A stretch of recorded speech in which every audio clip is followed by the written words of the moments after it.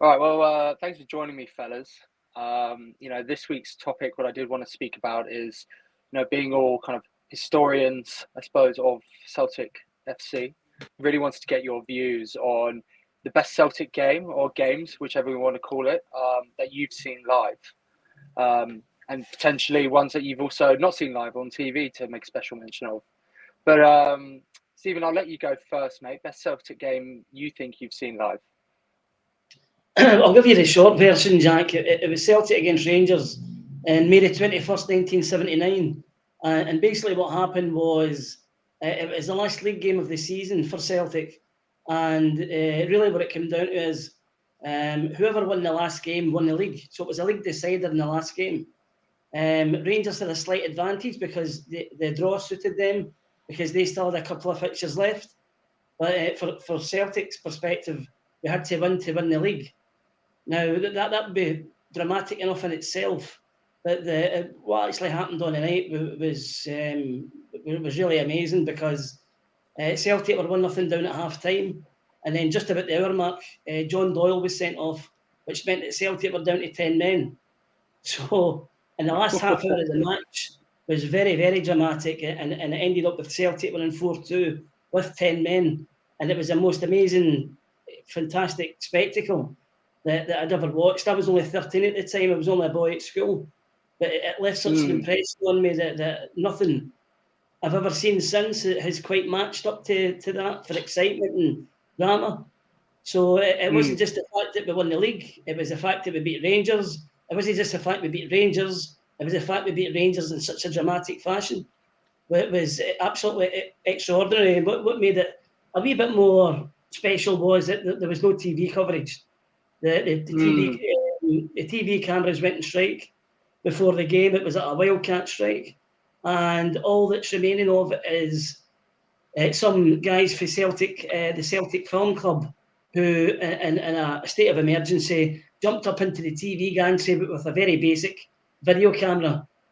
So there is very grainy black and white footage of the goals, but it's very poor quality, to be honest. So that's the one disappointment. I think that it would have been great to have seen that in spectacular Cinecolor, in HD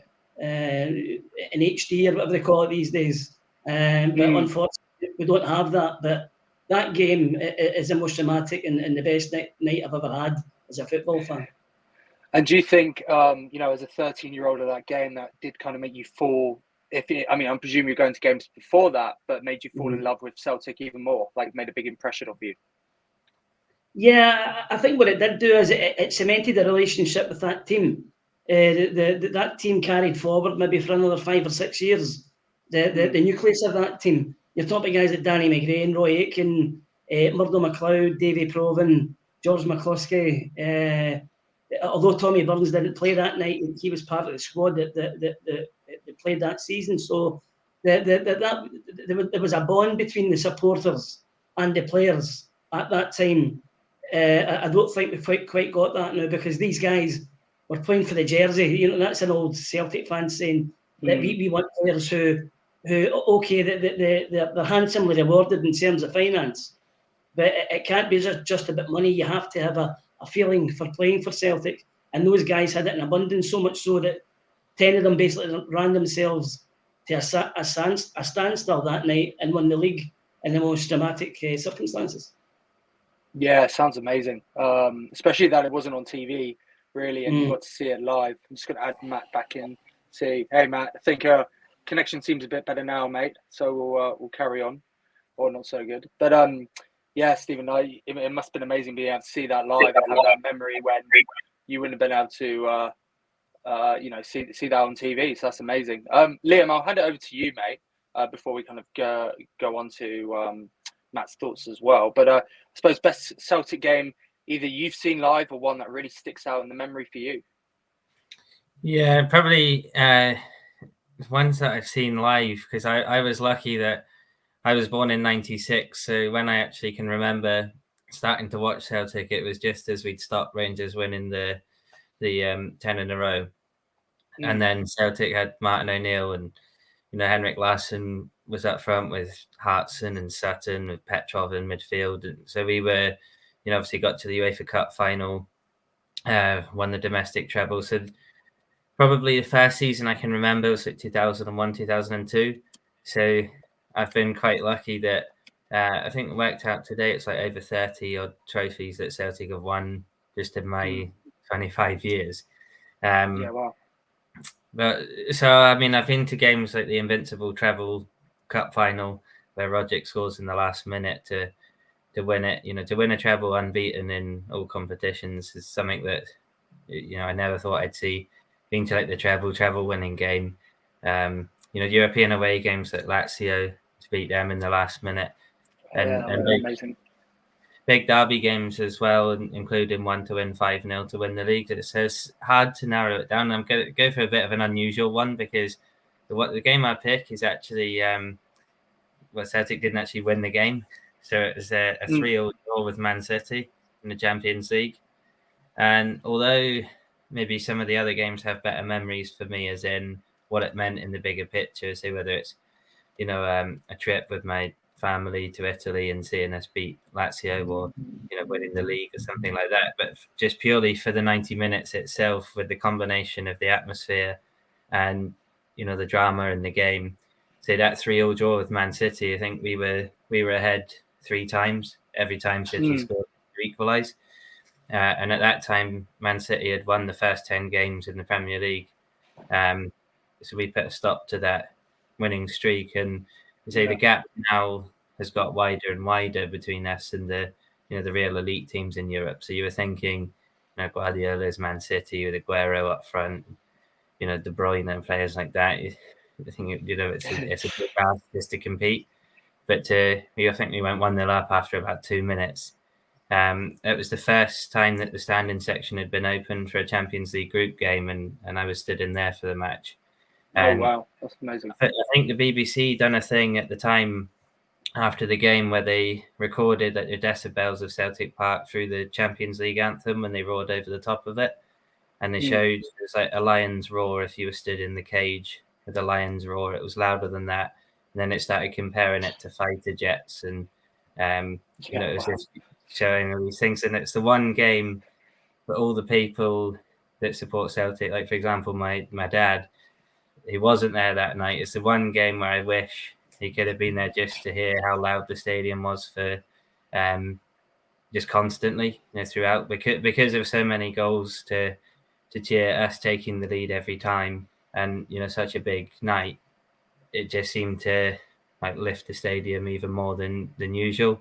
So say it's a bit of the games that where the whole trip or the whole significance of it is kind of more important, but that one, just for the quality of the football and the standard of the opposition, and then the combination with the atmosphere, for purely for that 90 minutes was one that be hard to beat. Although I was still slightly annoyed we didn't win the game. Yeah. Where does the so one of the most recent games I remember with Celtic is the 2-1 win over Barcelona in 2012. Were either of you at that game? I was there that night. That Jack, my son was 9 when I took him to that game, and I remember saying to him that night that he had experienced something like that, very similar to what I had in 1979. And as much as you saw something that you might never see again, I mean, Celtic beating Barcelona probably isn't that unusual in the great scheme of things in a one-off game. But that Barcelona team were exceptional. I mean, when you think it, they were at their peak at the time. You had Messi, Xavi, Iniesta, Piqué, David Villa, Dani Alves. Virtually every player they had was a household name. And they were. I don't think I've ever seen a game that Celtic into the game as such big underdogs, because Barcelona were so superior to everybody at that time within European football. And you say it was a shock, maybe a shock to other people, but it was certainly a surprise to us. But at the same time, at that time, we fancied ourselves against anybody at Celtic Park. I would have said if I have been at that game, that one no doubt would have been night unquestionably the favourite from my lifetime. So obviously the result and the atmosphere that night and a full stadium display as well before the game. But I can remember as well in the lead up to that match, Hooper was injured, Scott Brown was injured, Izagiri was our left back, so he was injured, so we had to play, I think, Matthews over at left back. So it just made it even more difficult. And I remember saying before the game to some of my friends, I mean, we're going to get hammered tonight. I know it's Celtic Park, but I think this is a bit too far. I couldn't believe it. So it's probably the first time I cried at watching a football game. That's great stuff. I don't know if we have Matt, if you're online, mate. I think you might be having some technical issues. So let's see. Oh, we have you back, Matt.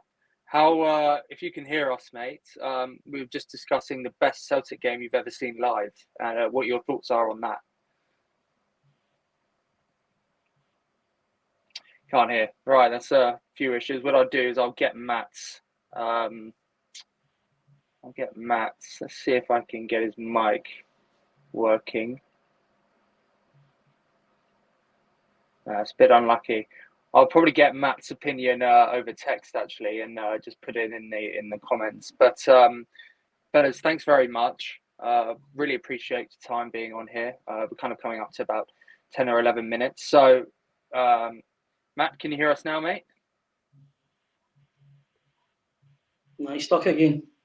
No, we're stuck again. Please. Fellas, I will leave it at that. Thank you very much. Next week or the week after, depending on when we're going to try and do it, we're going to try and suss out who are Celtic's best ever value signings and potentially worst ever value signings, stretching right back that you can remember. So stay tuned for that and next week or the following week. But thanks again, Liam. Thanks again, Stephen. And Matt, I'm sorry that we can't have you on because of your technical issues, but we'll do it again. So cheers, guys. Have a good day. See you after, Jack. Thanks. Yeah. Thank you. Cheers. Thanks. Bye. Cheers. Bye.